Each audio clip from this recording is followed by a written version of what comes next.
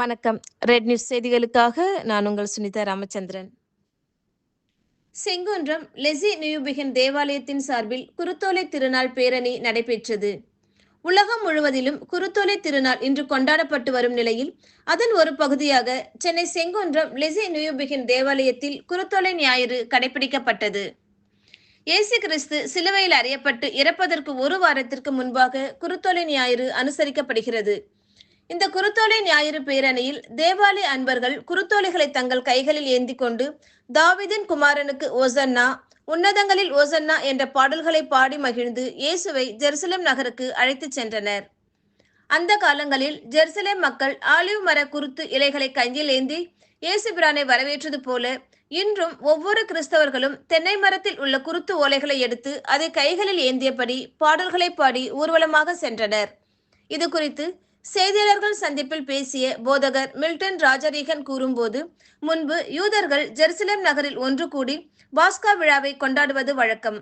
அமைதியின் தூதனாய் இயேசு கழுதையின் மீது ஏறி ஜெருசலேம் நகருக்கு சென்று அன்றைய நாளில் மக்களுக்கு அமைதியின் செய்தியை கூறியது இந்நாள் நினைவு கூறுகிறது என்றார். இந்த ஊர்வலமானது செங்குன்றம் தேவாலயத்தில் இருந்து செங்குன்றம் நகர் முழுவதும் சுமார் 3 கிலோமீட்டர் தூரத்திற்கு சுற்றி வந்து தேவாலயம் வந்தடைந்தது. இதில் 500க்கும் மேற்பட்ட பக்தர்கள் கலந்து கொண்டனர்.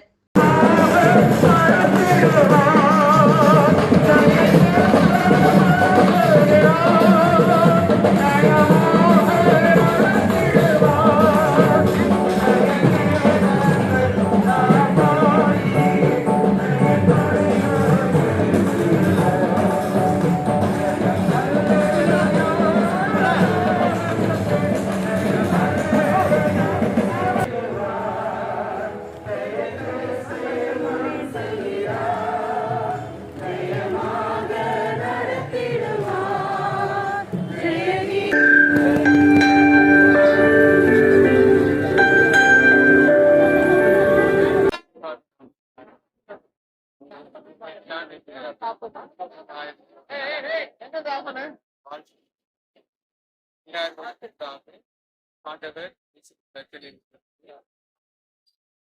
இந்தியாவில வளர்ந்து 33 வருடம் உலகத்தில வாழ்ந்து அங்கே ஆண்டவர் அற்புதம் செய்கின்றவராக, நன்மை செய்கின்றவராக, பார்வையற்ற மருத்துவரை நீராக நடந்தார். அப்படிய ஊழியத்தின் நிறைவில கடவுளுக்கு மகிமையாக ஒரு சாட்சி பகுதியாக அவர் சூழ்வனமாக வந்து அநேகருக்கு வெற்றி பவனி இது நீதியை ஓட்டி பிடிக்கும் ஒரு பவனி சமத்துவத்தை உருவாக்கும் புதிய ஆரோக்கியத்தை படித்திருக்கிறார் மூலமாக ஆண்டவருடைய நீதிக்காகவும் சமத்துவத்திற்காகவும் புதிய ஆன்மீகத்திற்காகவும் வாழ நம்ம படிப்போம். கடவுளுடைய ஆசீர்வாதமாக. குருத்தோலை ஞாயிறு குறிப்பா மக்களுக்கு என்ன செய்தி? குருத்தோலை ஞாயிறு ஊழியத்தினுடைய அனைத்து அம்சங்களையும் அது உலகிற்கு வெளிக்கொண்டு வந்த ஞான நிகழ்வு. ஆண்டவர் ஒரு நீதியுள்ள கடவுள். கடவுள் அவர் சமத்துவத்தை அனைவரையும் நேசிக்கிறார் என்பதையும் ஆண்டவர் ஒரு புதிய ஆன்மீகத்தை